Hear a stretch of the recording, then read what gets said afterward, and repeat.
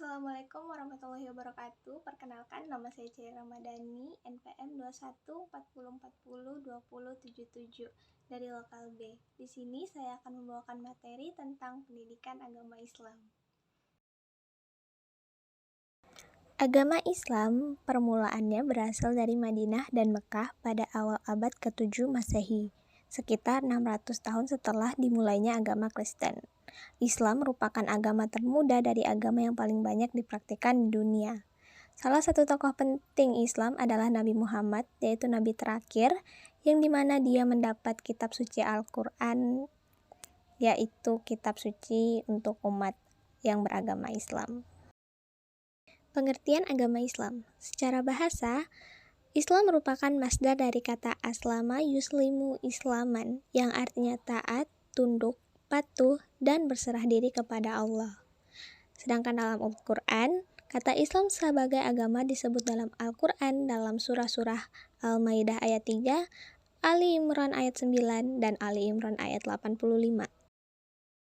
Lalu pengertian agama Islam menurut ulama dan tokoh muslim. Yang pertama, menurut Umar bin Khattab, Islam adalah agama yang diturunkan Allah kepada Nabi Muhammad.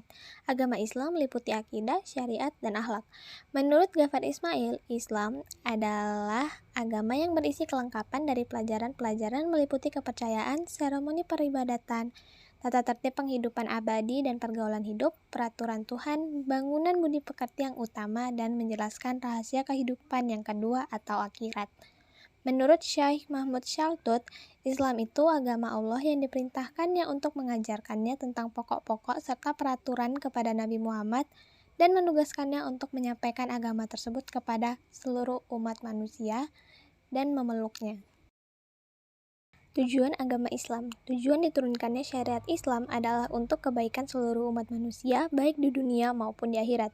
Di dalam Al-Quran, Allah menyebutkan beberapa kata syariah, diantaranya dalam Quran Surah Al-Jathiyah ayat 18. Syekh Mahmud Shaltut mengatakan bahwa syariat adalah aturan-aturan yang diciptakan oleh Allah Subhanahu wa Ta'ala untuk kemaslahatan hidup manusia, baik rohani maupun jasmani, secara individual maupun sosial. Dari Abu Ishaq Al-Shatibi merumuskan 5 tujuan Islam, yaitu memelihara agama, contohnya dengan cara berdakwah, memelihara jiwa dengan cara beristiqomah, memelihara akal dengan cara menjauhi segala macam larangannya, memelihara keturunan dengan cara mendidik generasi baru, serta memelihara harta dengan cara berzakat. Fungsi agama Islam. Terdapat 4 fungsi agama Islam, yaitu pertama, Islam berfungsi sebagai tuntutan bagi manusia agar memiliki al-akhlak al-karimah atau perangai yang mulia dan terpuji. Kedua, agama Islam itu berfungsi sebagai jalan untuk menggapai kemaslahatan, ketenangan, dan kedamaian serta keselamatan baik di dunia maupun di akhirat. Ketiga, Islam mengandung ajaran yang moderat, seimbang, dan lurus atau al-din al-qayyim. Islam menyeimbangkan antara urusan dunia dan akhirat. Keempat, agama mestinya berfungsi sebagai pemersatu umat yang berbeda, baik dari segi keagamaan, suku, dan adat. Agama mengajarkan bagaimana berperilaku dan bersikap secara baik terhadap perbedaan. Prinsip dasar ajaran agama Islam. Terdapat 3 unsur utama dalam ajaran agama Islam, yakni akidah, syariah, dan akhlak. Akidah adalah dasar keyakinan yang mendorong penerimaan syariat Islam secara utuh. Jika syariat telah dilaksanakan berdasarkan akidah, maka akan lahir bentuk-bentuk tingkah laku yang baik bernama akhlak. Akidah Islam berisikan ajaran tentang apa saja yang dipercaya, diyakini, dan diimani oleh setiap orang Islam. Maka akidah merupakan sistem kepercayaan yang mengikat manusia kepada Islam.